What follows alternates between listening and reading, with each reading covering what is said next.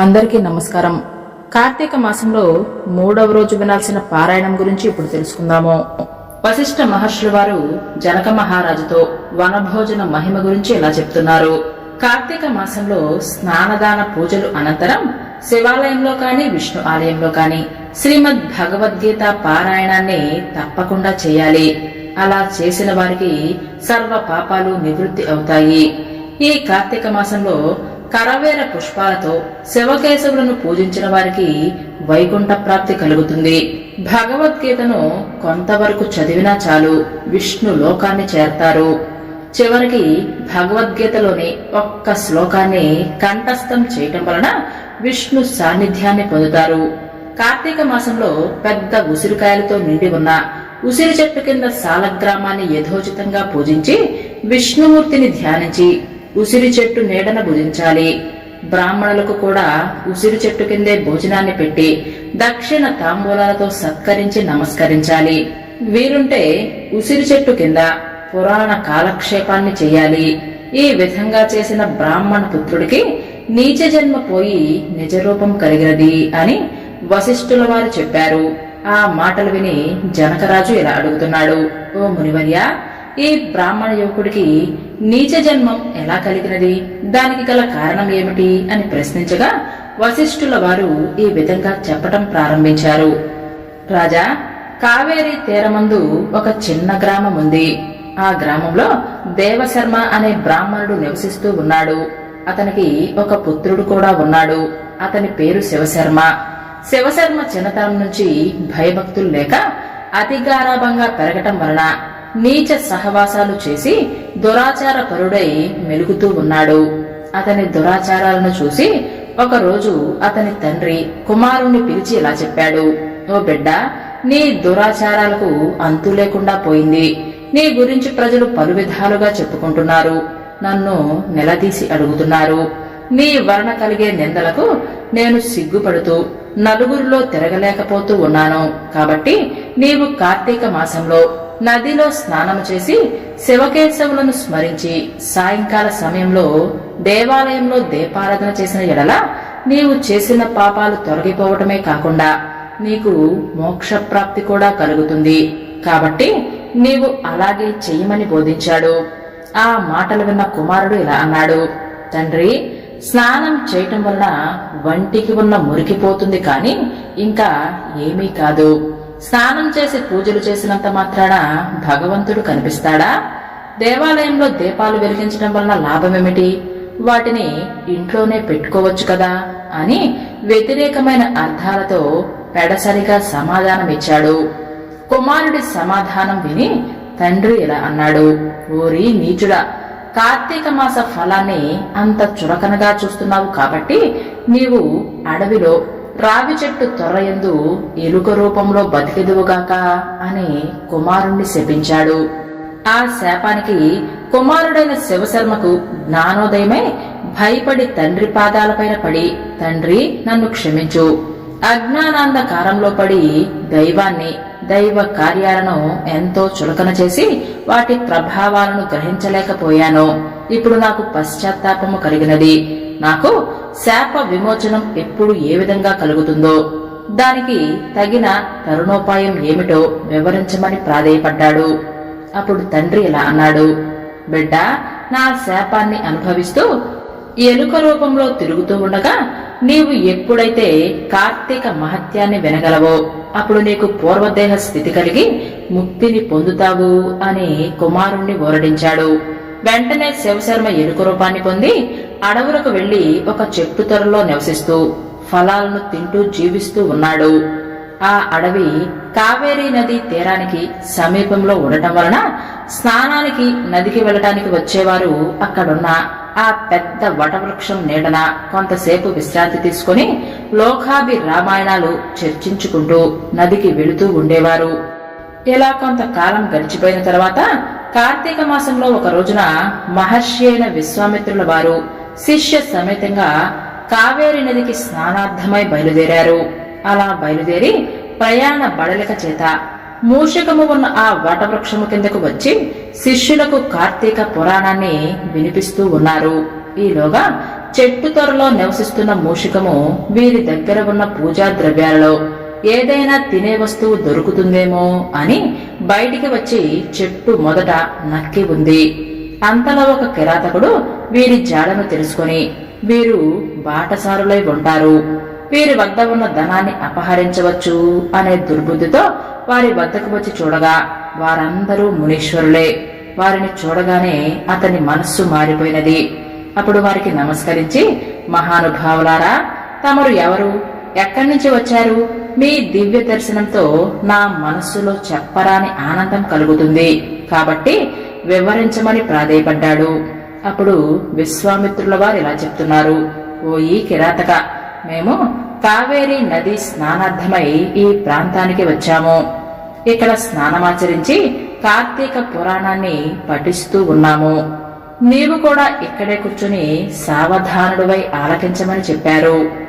అలా కిరాతకుడు కార్తీక మహత్యాన్ని శ్రద్ధగా ఆలకిస్తూ ఉండగా తన వెనుకటి జన్మ వృత్తాంతమంతా జ్ఞాపకానికి వచ్చి పురాణ శ్రవణం అనంతరం వారికి ప్రణమిల్లి తన పల్లెకు తిరిగి వెళ్లిపోయాడు.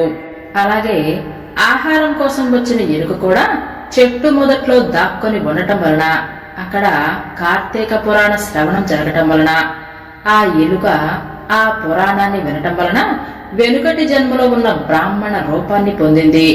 వెంటనే ఆ మునితో ఇలా పలికింది: ఓ మునివర్య, ధన్యోస్మి. తమ దయ వలన నేను కూడా ఈ మూషిక రూపం నుంచి విముక్తుడనయ్యాను అని తన వృత్తాంతాన్ని మొత్తం వివరించి చెప్పి అక్కడి నుంచి వెళ్లిపోయాడు. కనుక ఓ జనక, ఇహములో సిరి సంపదలు, పరలోకంలో మోక్షాన్ని కోరుకునేవారు తప్పకుండా ఈ కార్తీక పురాణాన్ని చదివి ఇతరులకు వినిపించాలి. వశిష్ఠ మహర్షుల వారు ఇంకా ఇలా చెప్తున్నారు: ఓ రాజశ్రేష్ఠుడా, ఏ మానవుడైతే కార్తీక మాసంలో 9 రోజులు పరమేశ్వరుణ్ణి శ్రీ మహావిష్ణువును పంచామృత స్నానము చేయించి కస్తూరి కలిపిన మంచి గంధపు నీటితో భక్తితో పూజిస్తాడో అట్టి వానికి అశ్వమేధ యాగం చేసినంత పుణ్యం కలుగుతుంది.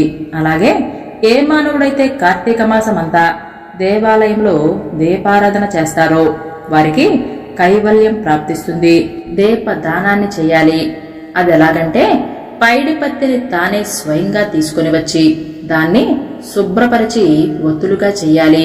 వరిపిండితో కాని గోధుమ పిండితో కాని ప్రమిద వలె చేసి అందులో ఒత్తులు వేసి ఆవు నెయ్యిని వేసి దీపాన్ని వెలిగించి ఆ ప్రమిదను బ్రాహ్మణుడికి దానంగా ఇవ్వాలి.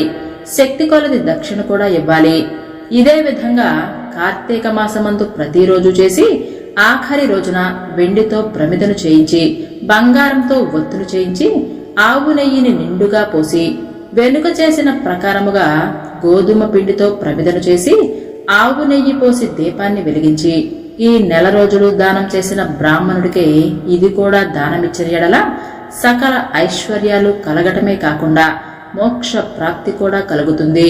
ఇలా దీపదానం చేసిన తర్వాత బ్రాహ్మణ సమారాధన కూడా చేయాలి. శక్తి లేని వారు 10 మంది బ్రాహ్మణులకైనా భోజనాన్ని పెట్టి దక్షిణ తాంబూలాలు ఇవ్వాలి. ఈ విధంగా పురుషులు కాని స్త్రీలు కాని ఏ ఒక్కరు చేసినా సిరి సంపదలు, విద్యాభివృద్ధి, ఆయుర్వృద్ధి కలిగి సుఖంగా ఉంటారు. దీని గురించి ఒక ఇతిహాసము కలదు, దానిని వివరించి చెప్తాను అని వశిష్ఠుల వారు జనకుడితో ఇలా చెప్పటం మొదలుపెట్టారు. పూర్వకాలంలో ద్రవిడ దేశంలో ఒక గ్రామంలో ఒక స్త్రీ నివసిస్తూ ఉండేది. ఆమెకు పెళ్లైన కొద్ది కాలానికే భర్త మరణించాడు. అప్పుడు ఆమెకు సంతానం కాని చివరికి బంధువులు కాని లేరు. అందువలన ఆమె ఇతరుల ఇళ్లలో దాసీ పనులు చేస్తూ అక్కడే భోజనం చేస్తూ ఉండేది.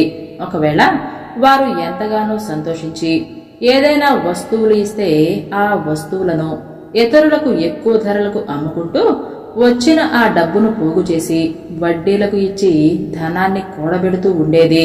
ఒకవేళ దొంగలు ఏదైనా వస్తువును దొంగలించుకొని తీసుకొని వచ్చి ఈమెకి ఇస్తే తక్కువ ధరకి కొని ఇతరులకు ఎక్కువ ధరలకు అమ్ముకుంటూ సొమ్మును పోగు చేసుకుంటూ ఉండేది.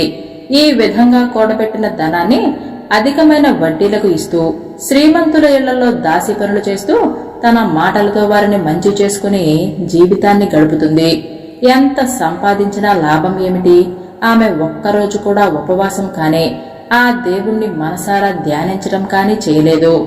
పైగా వ్రతాలు చేసేవారిని, తీర్థయాత్రలకు వెళ్లేవారిని చూసి అవహేళన చేసి ఏ ఒక్క బిచ్చగాడికైనా సరే పిడికెడు బియ్యాన్ని కూడా పెట్టకుండా తాను కూడా తినకుండా ధనాన్ని కూడబెట్టుకుంటూ ఉండేది. అలా కొంతకాలం జరిగిపోయింది.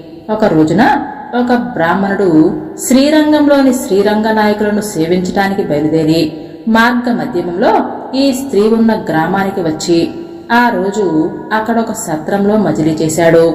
అతను గ్రామంలోని మంచి చెడులను తెలుసుకుంటూ ఆ పిసినారి స్త్రీ సంగతి కూడా తెలుసుకుని ఆమె వద్దకు వెళ్లి ఇలా చెప్పాడు. అమ్మా, నా మాటలు ఆలకించు. నీకు కోపం వచ్చినా సరే నేను చెప్పే మాటలను ఆలకించు. మన శరీరాలు శాశ్వతం కావు, నీటి బుడగ వంటివి. ఏ క్షణంలో మృత్యువు మనల్ని తీసుకుని పోతుందో ఎవ్వరూ చెప్పలేరు. పంచభూతాలు సప్త ధాతువులతో నిర్మించబడిన ఈ శరీరంలోని ప్రాణము జీవము పోగానే చర్మము మాంసము కుళ్ళిపోయి దుర్వాసన పట్టి అసహ్యంగా తయారవుతుంది. అటువంటి ఈ శరీరాన్ని నీవు నిత్యము అని భ్రమిస్తున్నావు. ఇది అజ్ఞానంతో కూడిన దురాలోచన తల్లి. నీవు బాగా ఆలోచించుకో.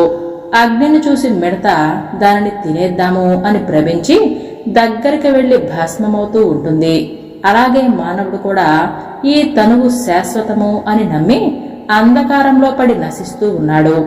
కాబట్టి నా మాటలు ఆలకించి నీవు తినకుండా ఇతరులకు పెట్టకుండా అన్యాయంగా సంపాదించిన ధనాన్ని ఇప్పుడైనా సరే పేదలకు దాన ధర్మాలు చేసి పుణ్యాన్ని సంపాదించుకో.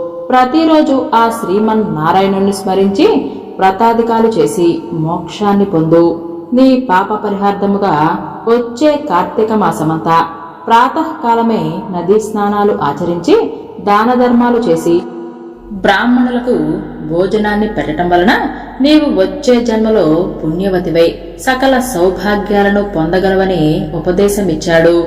ఆ వితంతువు ఆ బ్రాహ్మణుడు చెప్పిన మాటలకు తన్మయురాలై తన మనస్సును మార్చుకుని ఆ రోజు నుంచి దాన ధర్మాలు చేస్తూ కార్తీక మాస వ్రతాన్ని ఆచరించడం వలన జన్మ రాహిత్యమై మోక్షాన్ని పొందింది. కావున కార్తీక మాస వ్రతములో అంత మహత్యం ఉంది.